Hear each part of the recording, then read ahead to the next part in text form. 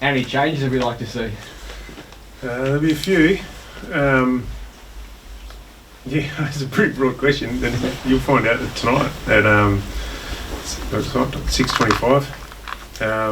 There's a few. Obviously, we've got some injuries. Coxie and Youngie and Caleb's suspension. So, we've got to fill some spots. But thankfully, there's been some really good form at Peel. So, and some guys playing roles that put their hand up and deserve an opportunity. So, although there's going to be a few changes, we're really confident that we can go over there and put on a better showing, and guys can come in and play some roles. Has this been your most challenging selection week, given the number who have to go out?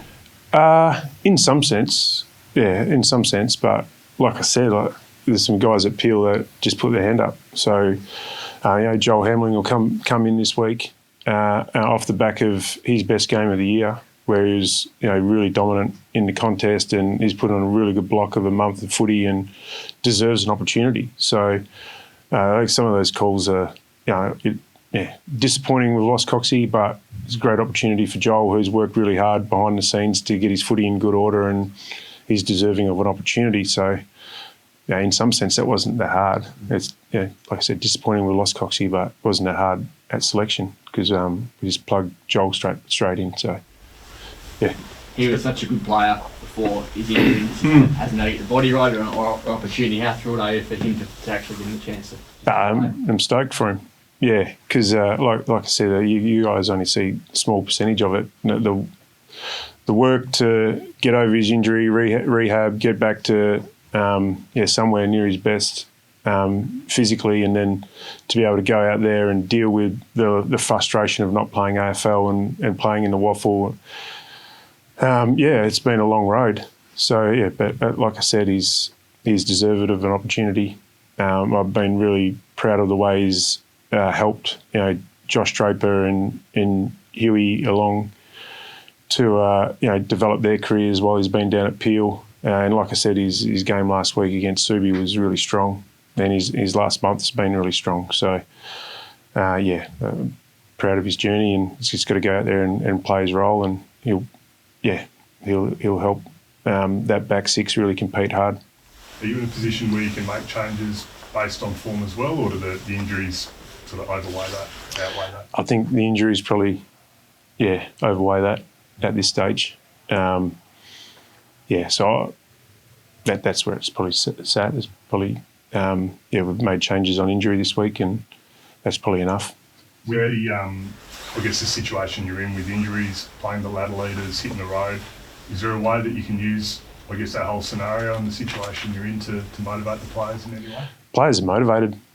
I don't really need to, we just need to give them the information. They've been really keen this week to rectify last weekend, and sometimes we can, catastrophise in this game. Like we had a bad game against Carlton. We're not proud of that game.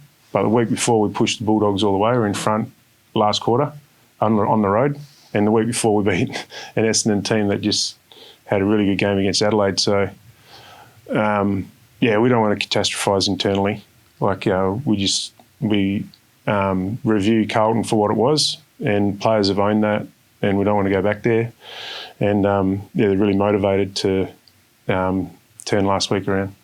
In terms of Brennan, have you got an update at all, just any more clarity on that? No, not really. Not time frames. But, it'll be...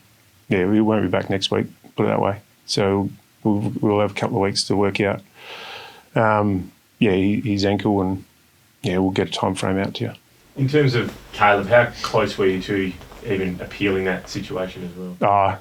I don't think we're close at all to appealing it. He accepted tribunal's decision and moved on. Do you have an update on Michael Frederick and his injury and what that is? Yeah, he's pulled up a bit sore from the weekend, so 6-day break probably rules him out.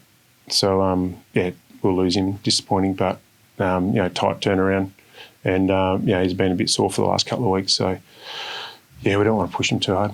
Andrew Brayshaw spoke yesterday about the review this week and players having pretty honest conversations with one another. How do you think the group handled that situation? Really well. And these things sometimes get taken out of context because it's probably something they do most weeks.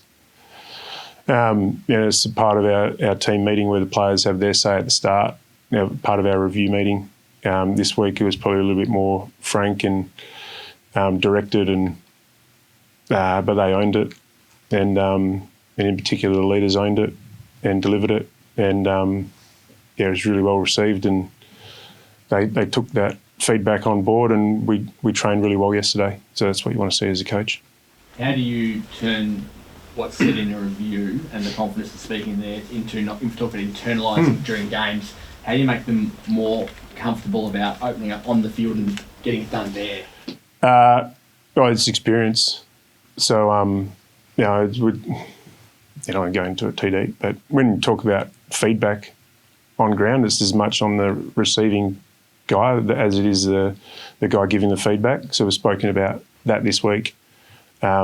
Spoken about the fact that all feedback on the ground comes from a good spot. Like it's a want to help us get better. So accept it, take it in the right way, and move on to your next task. So we've spoken a bit about that. Then Collingwood at the MCG is a challenge, and it's as much a mental challenge as it is a physical challenge and a footy challenge. So we've spoken about the experience that we've learnt from playing the final there last year, and hopefully we've learnt from some of those things, and we can take it into helping us remain, in the moment more this week. When you had Nathan Buckley in the box earlier this year, he said you noticed how quiet the group appeared to be. Is this a fairly introverted group and that lacks the extroverts who are up and about, who are going to be in your face and vice versa? Well, maybe that's an aspect of it. The other aspect of it is experience, and I would love players who have played a handful of games to come in and rant and rave and be really loud in those moments. But the fact is that we've got a lot of guys that probably still don't feel 100% comfortable in their own skin at AFL level, going out there to be able to perform week in, week out. So, sometimes you're just trying to get your own game in order. You're not really worrying about in those moments helping other people through it. So, and that's an age thing, an experience thing at times. So we need to fast track that, absolutely, and we'll continue to work on that. How do you quell the influence of Nick Davis? Yeah, well, we need to make sure he's not having as much damage as he has had centre forward. And, they've got weapons all over the field, and they've got a really strong midfield, and he's obviously moved into the midfield more. But, we've got to make sure we don't focus all our attention on Nick whilst maintaining a level of control, and let DeGoey and Pendlebury and these guys get off the chain. So clearly we need more out of our midfield than what we got last week, and they're really keen to nullify, but they're really keen to get on the front foot and try and take it up to them. How do you match the intensity that Collingwood plays at, but also the pace and the pressure that they sort of sustain just for longer periods than other teams?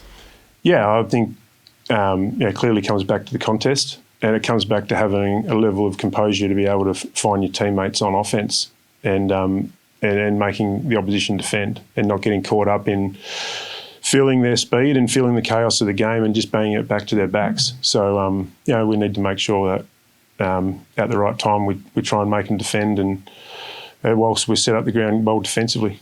What's one of your potential options this week? Is Ethan Stanley a chance? He's a chance.